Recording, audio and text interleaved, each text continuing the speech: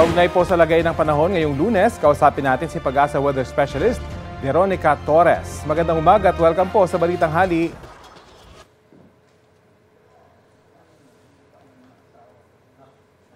Ms. Veronica, ano po mga lugar ang direktang maapektuhan nitong LPA na nasa loob na ng Philippine Area of Responsibility?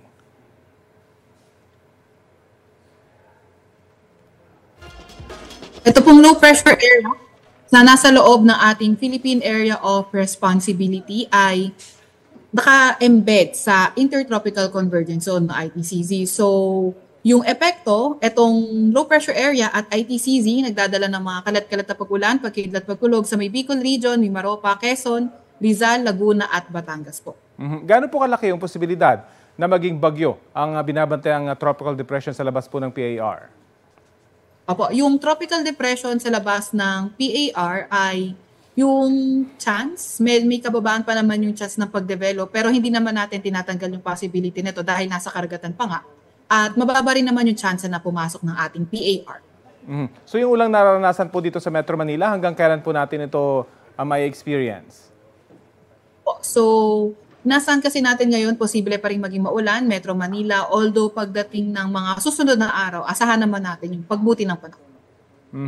May mga lugar na inulan po ng yelo at parang laman din ng balita yung mga buhawi at ipo-ipo. Paano pa nabubuo ang mga ito?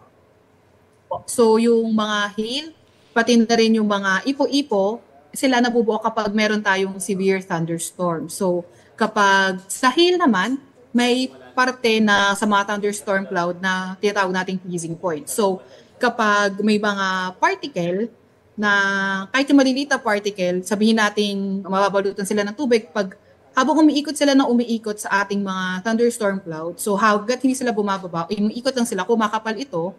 So, ayun yung nagiging hail natin. At kapag mabigat na, saka ito mahuhulog. So, ayun po yung nagiging hail natin. And then yung pag sa ipo-ipo naman, so, sa mga thunderstorm kasi may malakas na hangin na pababa, meron din namang mga hangin na pataas. So, kapag nagkakaroon sila ng salubungan, nagkakaroon ito ng vortex, and then ayun yung nagiging revolving winds. So, itong hail, itong ipo-ipo, nangyayari lang siya kapag meron tayong mga CB clouds or cumulonimbus clouds or mga thunderstorm clouds.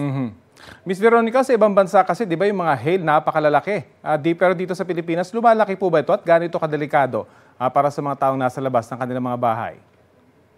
So, yung base po sa mga report na previously na nakita ko, hindi pa naman lumalaki ng sobrang laki yung mga hail. Pero hindi din naman natin tatanggalin yung possibility na yan. So, kapag may hail tayo, importante na mag-take tayo ng shelter as much as possible sa loob ng bahay. Etong mga hail kasi na to, kahit maliit man yan, since manggagaling yan sa mga ulap, so magiging malakas pa rin yung epekto. Pwedeng makabasag ng mga salamin ng kotse, pwedeng kapag tumama direkta sa atin ay mapanganib nga. Kaya kung nararamdaman na natin na kung may hail, magkakaroon ng hailstorm, make sure na take shelter under a magandang structure ng building or sa loob ng bahay as much as possible. Okay, maraming salamat sa oras na binahagi niyo po sa Balitang Hali. Si Pag-asa Weather Specialist Veronica Torres. Kapuso, alamin ang maiinit na balita. Bisitahin at mag-subscribe sa GMA Integrated News sa YouTube. Sa mga kapuso abroad, samahan niyo kami sa GMA Pinoy TV at sa www.gmanews.tv.